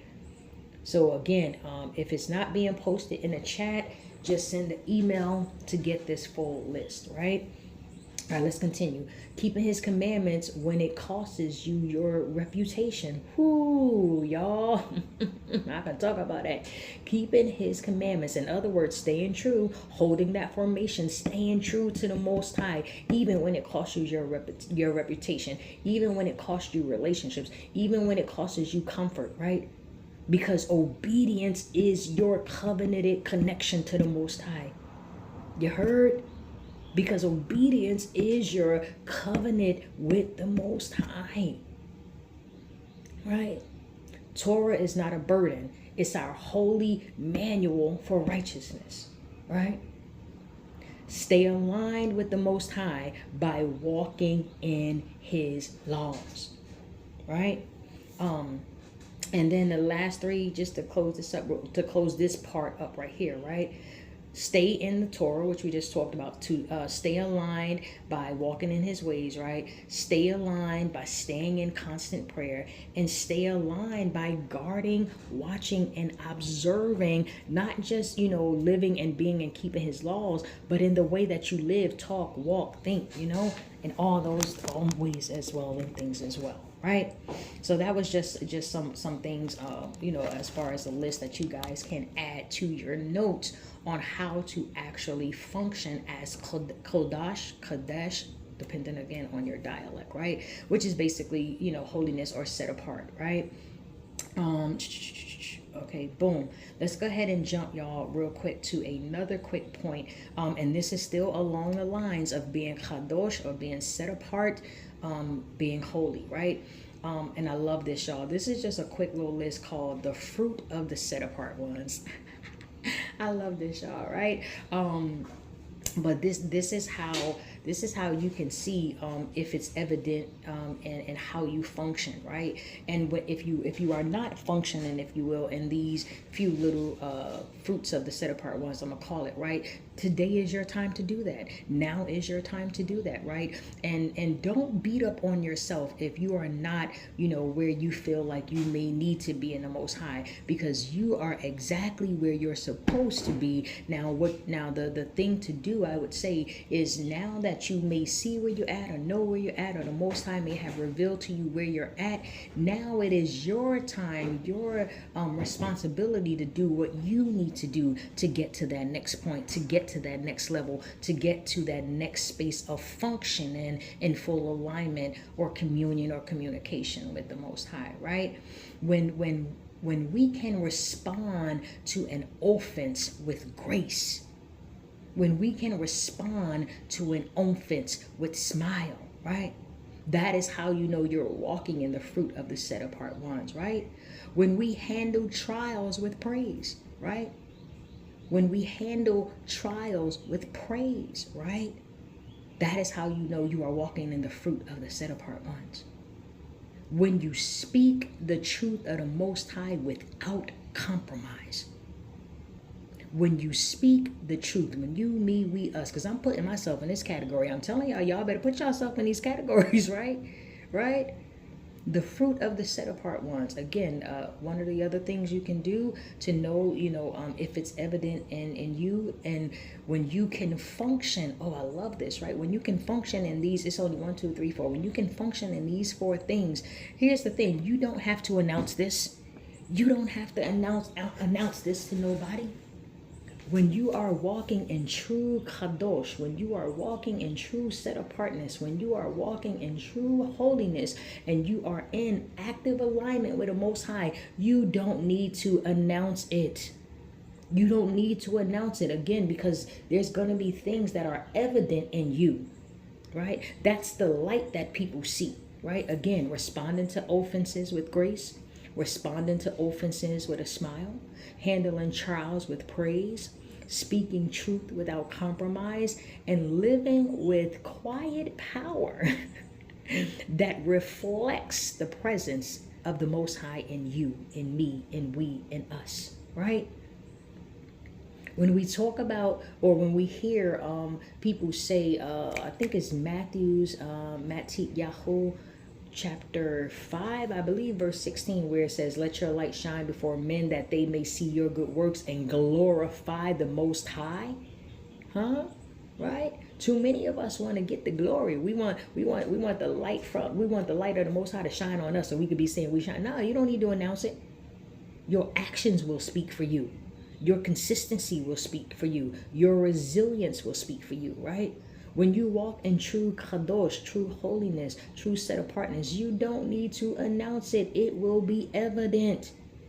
in your lifestyle, in your speech, in the way that you handle things, in your relationships, and real talk, even the people that you fellowship with or that you amongst, right? When we look at Yahu or Matthew chapter 5 verse 16, that's rooted in Yeshayahu or Isaiah chapter 60. It's rooted in that, right? People try to make, what people call the Old Testament and the New Testament two different separate books. No, right? No. Matthew chapter 5 and 16 is rooted in Yeshayahu or Isaiah chapter 60. And check this out, y'all. When you look at the life of the Messiah and you look at the prophets that he quoted, because there was, if you will, no New Testament when Messiah was walking on this earth, right? So his foundation came from what people call the Old Testament, right? And he quoted Isaiah the most, at least from my studies. I'm not saying that that's factual or that's a guarantee. Definitely do your own study and research. But it seems like he was always quoting Yeshayahu or Isaiah a lot. At least that's what it seems to me through my studies, right? And another scripture you can add to that for just walking in that kodoshness or, holiness or set apartness is Wisdom of Solomon in the Apocrypha, chapter 3. I believe verses 1 and 7 says, the souls of the righteous are in the hand of the Most High. They shall shine and run to and fro like sparks among the stubble. Basically, you're going to stand out. It just goes along with that. Let your light shine before men, that they may see the good works and glorify the Most High, right? So closing out, y'all. We about to close this out. I want to close this out with the final charge, if you will, of walking the narrow path, right?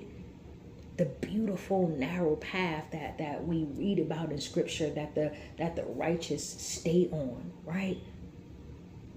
The world is loud, y'all. The world is loud, but kadosh, but holiness and set apartness, it's not loud, but it's clear. Right? Standing out, being set apart, walking in holiness, that's not arrogance. That's obedient distinction. Right? Don't let people put anything on you that the Most High don't. Let the world be loud. Just walk in the clearness of being set apart. Walk that straight and narrow path, y'all. It's a beautiful path, right? I can't remember where the scripture is, but somebody could post it in the chat where it tells you that the path or the road of the wicked is broad, is wide, right? Because everybody want to do what everybody else doing. Everybody want to jump on the trend. Everybody want to embrace the compromisation of this world. But you, me, we, us, we don't have to do that. Stay on that straight and narrow. The world is loud, but being set apart, being holy, being different, it's not loud. I'm going to repeat that. It's clear. If you have been chosen to stand out, don't look at that as you being puffed up or that's some type of arrogance. No, walk in the obedient distinction of it, which means walk with YAH as your purpose. Live in discipline, right? And stay in direct communication or communion. Also alignment, it's all the same. They all those words go together. It's the same word, just said differently, right? Matthew's chapter 17, I believe it's verse 13 through 14 says, enter you in the straight gate, because narrow is the way which leads to life, and there be few that find it. There be few that find it. Right? Ecclesiasticus, I think it's chapter 14. Again, fact check, y'all. Fact check, right? Because sometimes I'll have maybe the wrong scripture next to a statement or something, because putting the notes together for class, it takes hours to do it. So hey, sometimes I might put the wrong scripture next to a statement or something. So always fact check, always check the scripture, right? But I believe in Ecclesiasticus or Arukah, it says, blessed is the man that shall continue in wisdom and that considers her ways in his heart. Whew, right? And let's go ahead and close this out, y'all. Again, make sure you guys are writing these down. If it's not being posted in the chat, you can always go back and listen to the rebroadcast or the recording of this class, as well as send an email to the community email for any notes or any list that was shared or anything that was shared during a class or study or service, right? Yeshayahu, Isaiah chapter 26:3, y'all. Peace is the byproduct of being in alignment with the Most High. You hear that? Peace is a byproduct of staying focused on Yah, of being in full alignment, communication with the Most High. Isaiah chapter 26:3 says, you will keep him in perfect peace whose mind is stayed on you because they trust in you. That's action. That's action, and that's consistency, okay? You can't serve the Most High today and then next week you Most High ain't nowhere in your thoughts and then you jump back in. No. Now, it's not saying if you are, building your relationship with the Most High, you have to build up a routine. That's different, okay? If you want peace, fix your gaze, real talk, which is basically your focus. If you want peace, fix your focus. Obey the Torah, which is the laws of the Most High. Walk upright, which is walking in righteousness, right? And stay ready. It's still a war, y'all. This is real. It's a battle. It's a battle between, what people say that, the spirit and the flesh. It's a battle between, being set apart and living in a compromised world. So you got to stay ready. The only way, though, that you can actually stay ready is if you are in alignment with the Most High. If you are living as Messiah, if you have the posture of the righteous, if you are remaining in alignment with the Most High, right? The Messiah's life was focused around continual communication with the Most High. Was focused, around obedience to the Torah. That's right. The Messiah never did away with the laws. He just was showing people how to better function in the laws. Never did away with them, right? The Messiah lived what he taught. Lived what he taught. And this is just to name a few things that the Messiah's life was focused around. The ultimate self-check, y'all, is to ask yourself, are you pursuing holiness in the secret places or only in public to be seen? Who you trying to be seen by first, right? The Most High or people? Because the Most High said, find favor with him and he will cause you to find favor with man. This is our blueprint to fully walking in the posture of the righteous every single day. This is the blueprint to staying in alignment with the Most High. This is the blueprint to live like Messiah and all the righteous that walk before us and that's walking now. This is the blueprint. Don't just wear your tassels, your fringes, or just saying shalom, but live in actual obedience to the Most High. Realize that the Most High is your actual purpose. So when you live in the Most High Yah, you are living in your purpose. Because if the Most High is your purpose, then you'll be so many people walking around here. What's my purpose? The Most High, right? And that is what walking in real alignment is. That is real alignment, right? And I just want to jump up real quick, y'all, back up. I'm saying jump like y'all can see me scrolling through my notes. I'm going to go back up to my notes real quick, y'all, because I want to share the, before we close out, I want to share the key disciplines that are required for spiritual alignment. So I want to share that with you guys before we close out, right? And I want to just share, I guess, a final close out statement, right?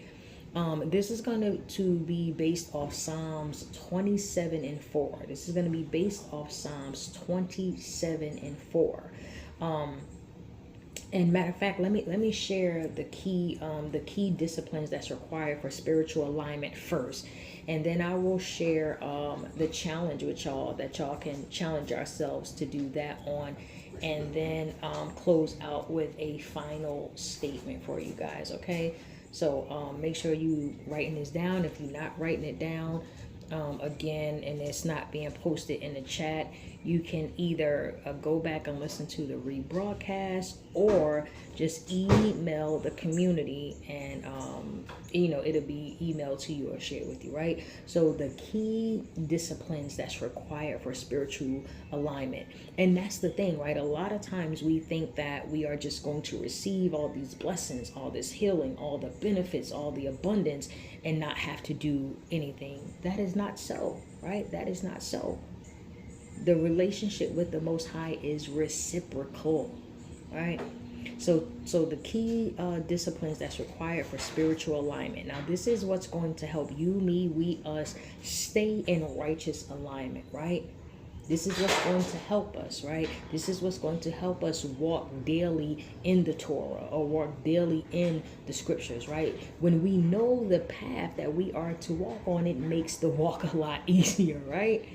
This is going to help you, me, we, us. This is going to help us stay connected to the Most High through action, right?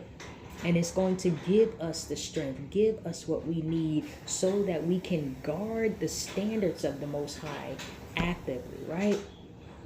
When you look at a pillar, right? A pillar is something that holds something up, right?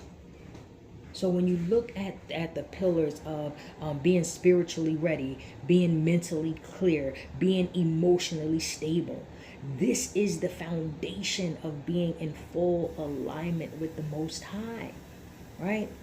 So to stay aligned with the Most High, we must, right? We must. These are the key disciplines, y'all, that are required for, basically staying in spiritual alignment with the Most High. To stay aligned with the Most High, we must walk in Torah. We must walk in the Torah. Messiah did. Father Abraham, Isaac, and Jacob did. All right. I'm trying to think of all, like it's such a plethora of the righteous that walk before us that we can put on this list, right? And again, include yourself in the list of the righteous, right? So that you can really start to embrace the posture of the righteous. You would have to believe that you are. I have to believe that I am, in order for us to walk in the posture of the righteous, in order for us to live like Messiah, walk with the mind of Messiah, right? So to stay aligned with the Most High, we must walk in Torah, which is in the instructions. Torah is divine direction, y'all. Torah, the instructions, the laws of the Most High, what people call the first 5 books. Some say it's the first 5 books of Moses, the first 5 books of the Bible, right? Because again, there's laws, statutes, and commandments, right? So the laws, which is the instructions. I like to say divine direction, right? But it's the blueprint. It's the blueprint that the Most High gave us for holy living, for set apart living, right? I'm telling y'all, get into the Torah. It gives you insight on so many things, right? Walking in the Torah means shaping your daily life around His laws, around His commandments, around the statutes, around the precepts, around righteousness. It's how we know His will, right? A lot of people are out here searching. Many of us are searching for the Most High's will. That's how you know His will, right? That's how you know His will. Get into the Torah. Get into the instructions and the divine direction of the Most High. Embrace the blueprint that the Most High gave for holy living, right? And it will also guard you, me, we, us against deception. Following Torah guards you, me, we, us against deception. Again, just going back to that army mentality, right? A soldier follows their commander's orders. And that's what us following Torah as our covenanted manual. Torah is our covenant manual, right? It's our covenant manual. We can look at Psalms 119 and verse 105. It tells us that the word of the Most High is the light to our path, I believe it says, right? It says your word is a lamp to my feet and a light to my path. Yeah, right? So that's Psalms 119 and 105, right? The next thing that we can do, right? So again, I'm just giving you guys the key disciplines that's required for spiritual alignment. So that first one is Torah, the instructions of Torah, following it as the blueprint for holy living. It's divine instructions, divine direction, right? And then the other thing is prayer, communion, right? Staying in constant prayer. When we look at prayer, it's not just about reciting words or just, trying to get the Most High's attention, trying to change his mind. Can't do that anyway, right? But it's intimate communion. It's intimate communion. It's intimate communication. A lot of times people go into prayer talking at the Most High. Moving forward, change your mind space about it and go into prayer as you talking with the Most High. Not at him, not to him, not trying to get the Most High to change his mind, not trying to persuade him. No, go into prayer as you talking with the Most High. Intimate communion, intimate communication with the Most High. That's what prayer is. The Messiah prayed often, and most of the time he prayed in solitude, right? We know he prayed openly as well, but we have to be able to follow the instructions, the templates. Oh yeah, that's a good word. That the righteous left for us, right? So when we look at aligning our heart and mind with the Most High, that is what prayer is. Prayer is a lifeline. It's a lifeline. It's a place of refueling. It's a place of correction. It's a place of spiritual warfare, right? Without prayer, y'all, we can get distracted. Without prayer, we can detach from our purpose, which is the Most High, okay? Without prayer, we become weak, y'all, and we become easy targets. Yep, we become easy targets for the adversaries. Easy targets. Prayer is intimate communion. And again, if we're going, back to the functioning of communion or communication, that's protection. It's protection, right? It's dependency on the Most High, right?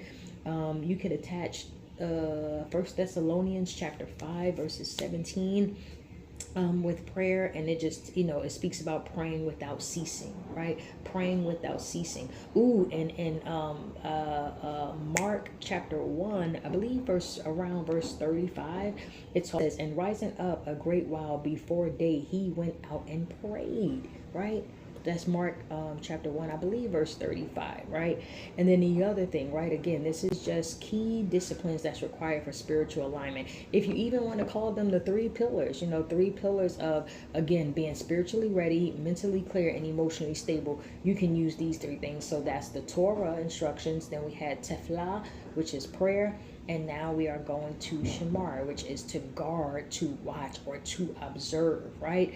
To Shamar is to watch over what the Most High has entrusted to us, right? His commands, that lines, if you will, our hearts, our minds, our communities, our assemblies, our congregations, our families, our homes, right?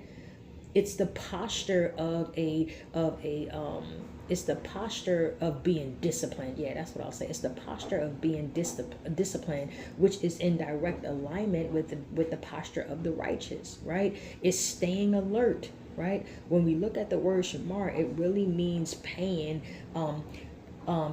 like, I want to say paying attention, but I'm trying to think of what's the other word I'm trying to think of. But like you paying attention, laser focus, right? Paying attention with laser focus, but paying attention with that laser focus to what enters into our inner being and our lives. Paying attention, laser focus to what we allow ourselves to believe and follow. Paying attention to what enters into our lives on how we represent and respond to the Most High's voice, right? Leviticus chapter 22 verse 31. Therefore you shall keep, you shall shamar, you shall guard, you shall watch, you shall observe my commandments and do them. I am Yahweh, the Most High, right? So when just let's go ahead and close this up, guys, right? Because when we look at it, we have to see this way of life as not just some religion or a club or some new thing to do. No, we are active believers, those who are active in the faith, unashamed about whose they are and who they are, set apart vessels of spiritual excellence. Right? That is you, that is me, that is we, that is us. Set apart, holy vessels of spiritual excellence. Don't just talk Torah, but live it. But live it, right? And real quick, y'all, I didn't get to share this, but if you want to, just two quick examples of individuals who live lives of covenant loyalty, who live lives of discipline, and who live lives of communion with the Most High daily, shows that the righteous is that not the righteous, but shows that righteousness, yes, is not simply moral behavior, but a lifestyle of holy focus, a lifestyle of faith, a lifestyle of unwavering obedience, just as Messiah did, right? Daniel, right? Read chapter 6 of Daniel, and read Bel and the Dragon, which is a continuation of Daniel in the Apocrypha, chapter 1, verses 38 to 39. I love that because Daniel was described as a servant of the living power who was preserved because of his faith, right? Judith, oh, I love Judith, right? Read chapter 8 about Judith, right? Chapter 8 around verses 6 says she fasted all the days of her widowhood on the evenings of the Sabbath and the Sabbath, on the evenings of the feast days and the feast days, on the evenings of the new moon and the actual new moon, right? Verse 8, I think it says that there was none that spoke anything bad about this sister, none that spoke the ill word towards her, because of how greatly she feared the Most High, right? Her dependency on the Most High was active. You talk about full communion. This sister was fasting and praying on a weekly basis. Like it was her way of life. That was her strategy. Ooh, yes, that was her strategy to her faith. And that's what helped her deliver us as the Most High's people, when the Most High used her in that sense, right? And we all know about how Daniel, oh my God, he was an amazing example of one who was loyal to the Most High and the standards and the ways of the Most High, right? Set apart, holy vessels of spiritual excellence. That's who you are. That's who I am. That's who we are. Don't just talk this way of life, but live it. Right? So let's go ahead and close out, you guys. I'm going to close out with a closeout statement, if you will, right? And I really want us to, man, we've had so many self-reflecting questions during this class, but this one right here, y'all, maybe put this at the top of your notes, right? Again, when we look at Psalms 27:4, right? This is it, y'all. Remember I was saying about the scripture that I was trying to think about from King David when he said, "The one thing have I desired." No, that's not it. But he do say that in Psalms 27:4. But no, it's one where he's saying that he desires the Most High over anything in the earth. Anywho, Psalms 27:4. One thing have I desired of the Most High, that I may dwell in the house of the Most High all the days of my life. Right? There has to be a hunger in you, me, we, us, to please the Most High. That's what desire is. It's something that drives you, right, to excellency. It drives you to get something. It drives you to, that laser focus, right? It's a hunger, right? That's why you can't look at serving the Most High as a religion. It has to be a way of life, right? But here's the question I want you, me, we, us to ask ourselves, to ponder on as we close out this Sabbath message, right? If the only thing you had left in life was the Most High, would that be enough? If the only thing you had left in life was the Most High Yahweh, would He be enough? Would it be enough to only have the Most High left in life? Ponder on that. I know there was quite a few profound, deep or in-depth self-reflection, self-check questions, right? But they are necessary. They are necessary for you, me, we, us to go to that next level in the Most High, to actually live like Hamashiach, the Messiah, to live like the righteous, to really walk and live and function in the posture of the righteous, right? To remain in, y'all hear them birds? To remain in alignment with the Most High, right?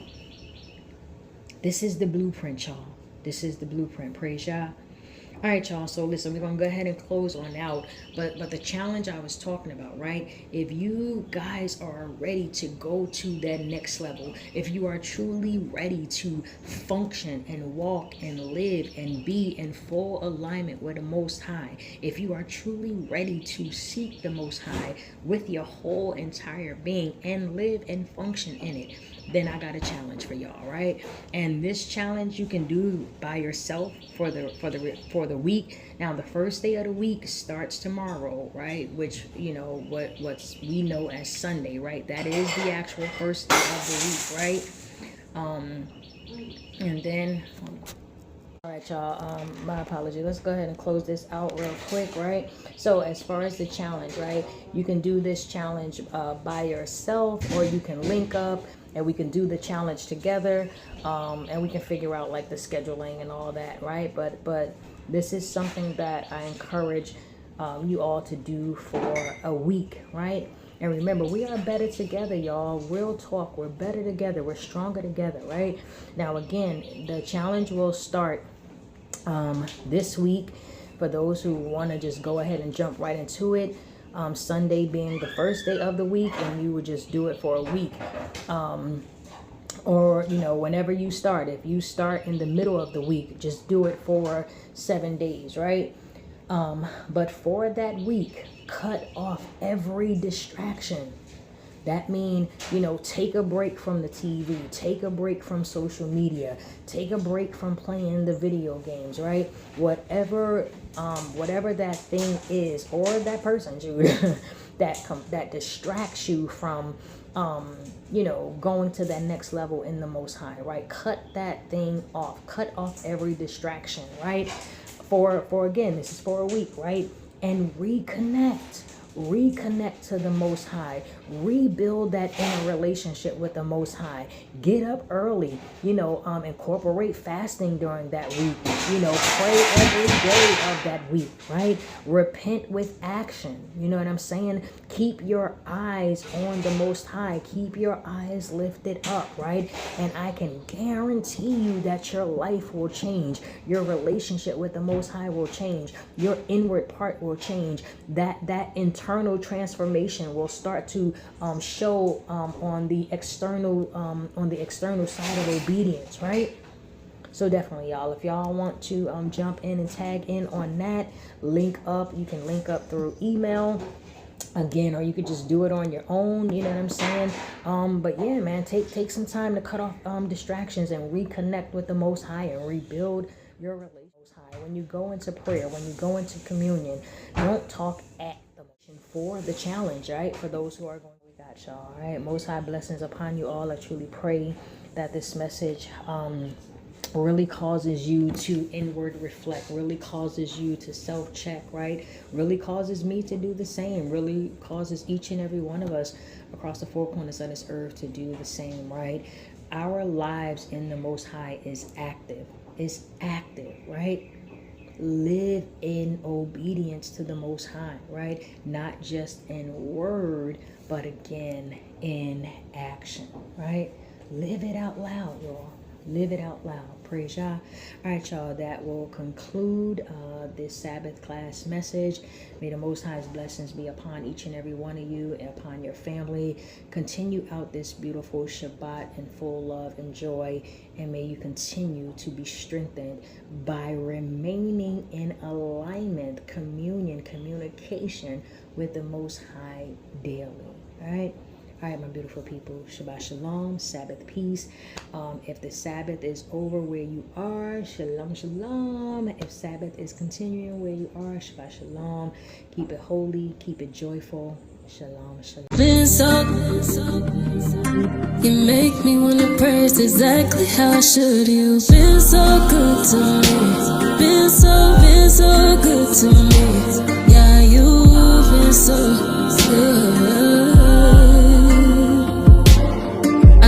Place beyond outer space, somewhere I wanna go. There's no pain. I know a place in heaven's gates, somewhere I wanna go. Praise His name. People they talk about it, they don't walk about it. Gotta keep His laws, they solid, and faith in Him surrounds it. Just stay grounded. I lift my eyes on the hill. Lift my eyes on the hills, from where my help comes from. My help comes from. My help comes from you. My help comes from you. I lift my eyes so good for me. It's so good to me. I lift my eyes so good.